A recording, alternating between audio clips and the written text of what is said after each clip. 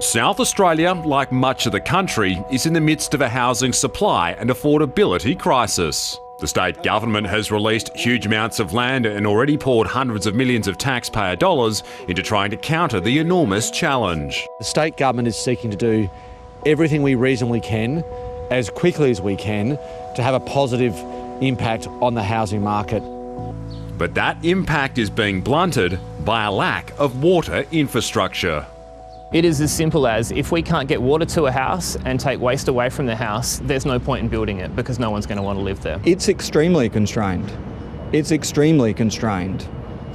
We have hit the absolute limits of our capacity in the northern suburbs. Which the minister says means some developments have stalled in Adelaide's expanding northern fringe. We simply don't have enough sewerage capacity, and we are at the risk of low water pressure across the northern suburbs if we do more connections without upgrading the infrastructure. For a developed country and a state as wealthy as ours, it is unfathomable that there is not enabling infrastructure, water and sewerage of all infrastructure in the north of Adelaide. What I'm hearing from members right now is that it is incredibly difficult to get even the simplest approvals out of SA Water. The difficulty that is creating is meaning the possible shutdown of the housing industry across Greater Adelaide. Approvals are needed to build new homes. Data provided to ABC News shows SA Water issued 267 approvals so far this financial year. Only 50 of those were granted in 2024.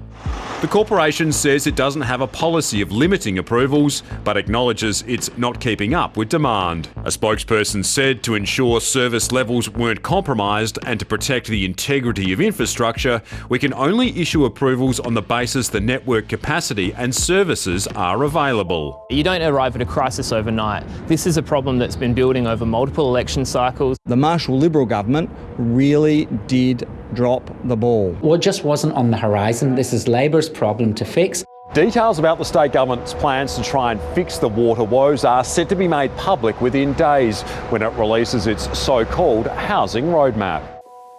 A decision from the state's Essential Services Commission is also imminent about how much revenue SA Water can collect from customers over the next 4 years, which will help determine how much bills will go up by. If we don't get meaningful action from government, meaningful investment in infrastructure, we could be facing a valley of death for housing construction at a time when we need to be bringing workers in to work on so many of the projects that the state government has lined up. The best time to start was 4 years ago. The second best time is right now. There's a warning though. Even if the government floods the problem with extra money, any fix will take time to deliver. Rory McLaren, ABC News.